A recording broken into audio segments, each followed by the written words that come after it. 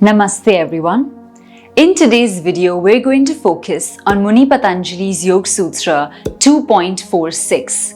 Now in this Yoga Sutra, Muni Patanjali has finished the yamas and the niyamas and is finally moving to the definition of the asana and the explanation of its impact. So let's take a good look at this sutra, break it up word by word and start understanding it a little bit better. So the sutra itself goes, Sthir Sukham Asanam. So this is quite a short and compact sutra that we have here, and it's basically giving us the definition of an asana according to Muni Patanjali. There are three key words in this sutra, the first being sthir. Sthir refers to a sort of steadiness and a sort of stability in the posture. The next word is sukha, which refers to happiness or joyousness on the inside. And finally, of course, asanam, which refers to the asana itself. So what this sutra is saying is that an asana is one which is practiced in a steady and still manner along with a feeling of joy or happiness on the inside. Now this is the definition of the asana according to Muni Patanjali, and let's get into the explanation a little bit better.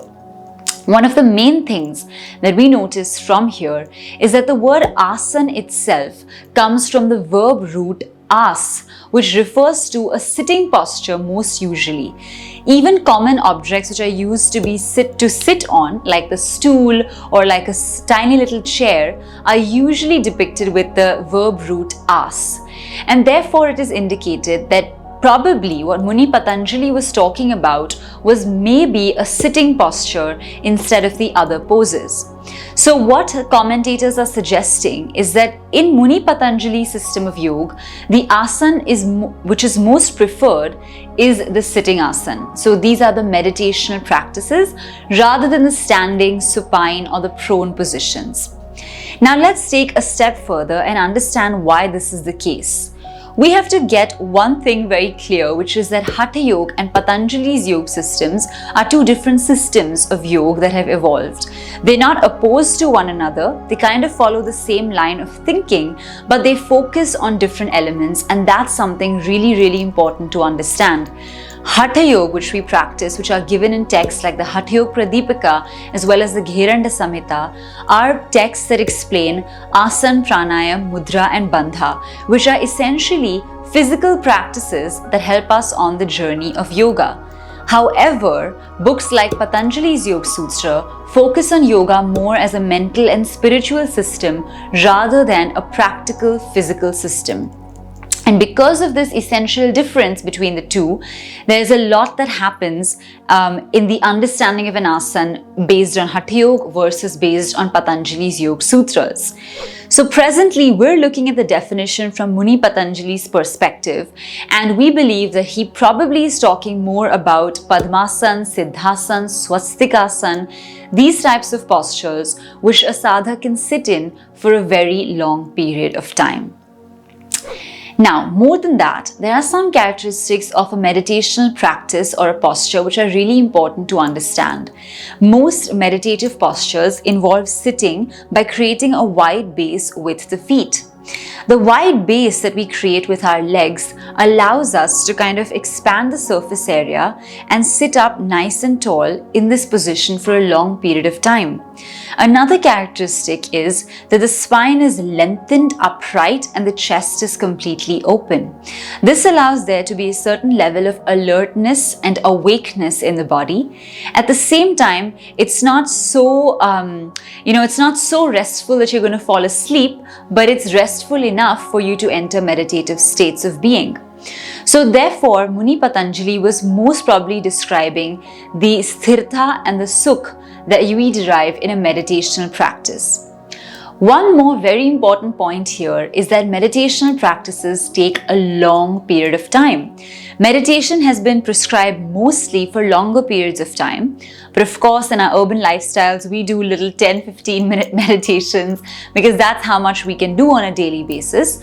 But for serious yoga sadhaks who are really along this journey, it takes hours and hours to meditate. There are people who sit in Padmasana for 2 or 3 hours at a stretch literally just meditating and being in sync with themselves. So it really depends on what type of approach you are taking to your practice and how you're going about it. But coming back to the fact that Muni Patanjali's system really advocates for a longer period of sitting in meditation, and therefore it really matters the kind of posture that you choose. For example, we can't imagine being in a standing posture and meditating for long periods of time.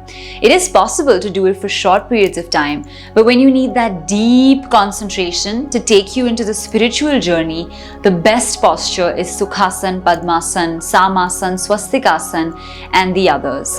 And because of that, what we can understand is that Muni Patanjali was really advocating for sthirtha, steadiness and stillness in the yoga practice. Unfortunately, what has happened in today's day and age is that sometimes yoga practices are taught in a very jerky, forceful and pushy manner, which instead of making the body feel calm and relaxed, actually sometimes leads to injuries. As a teacher, I've heard so many times students saying that I went for a yoga class and I had a back injury or I had a neck injury. And this is not the usual, this is not the norm. You should not be getting injured the first time you practice yoga. It needs to be a loving, kind, and calm practice that you over time adapt to and become better at. So, therefore, it's really important that when we're practicing asanas, we do it in a way that doesn't cause harm to the body, but instead lovingly encourages the body to keep going forward. And that really is the essence of Ashtanga Yoga by Muni Patanjali. Now, of course, there are also variations in yoga practice now, such as dynamic flow practices, and that is, of course, different from what Muni Patanjali has described in his Yoga Sutras.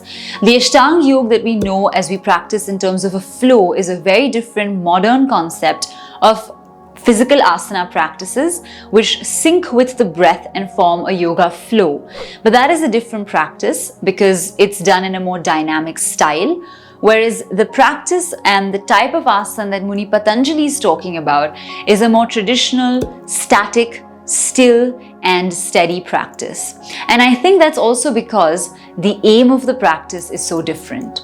Once again, Muni Patanjali focuses on a more psycho-spiritual practice, whereas Ashtanga Yoga and a lot of other dynamic movements focus on the dynamism and using the pranic energy force in the body to create activity and movement. So the aims end up being very different. Also, some of the commentators believe that if yoga asanas are performed like calisthenics, they might give us a lot of physical benefits, but they may not give us the same kind of mental and spiritual benefits that would have come if we took a slower, steadier, and more joyful approach to the practice. So these are just different ways of looking at the asanas. Different schools follow different systems, and I think as yoga sadhaks, the best we can do is respect and kind of adhere to the different systems. Each one sticks to their own at the end of the day, whatever brings you more joy. But it's important to understand historically, contextually, and also from a very systematic standpoint, what was Muni Patanjali saying versus what are some of the modern practices that we see today. So you can go ahead and choose the kind of practice that you enjoy the most, but this is what Muni Patanjali suggests. So I hope this video has been helpful. It's helped you to understand a little bit more about the asanas, how they're performed, and how they're looked at within the Patanjali yoga system. Now in the next video, we're going to look at some of the ways in which an asana should be practiced and some of the recommendations by Muni Patanjali. So do stay tuned for that video. If you enjoyed this video, don't forget to give it a big thumbs up. Drop your information, drop your suggestions in the comments below. And also don't forget to subscribe to our channel because we release new videos every single week. If you're interested in joining our classes, courses or workshops, the information is in the description and we cannot wait to see you at one of the classes. Until then and until the next video, take care and we'll see you very soon. Namaste.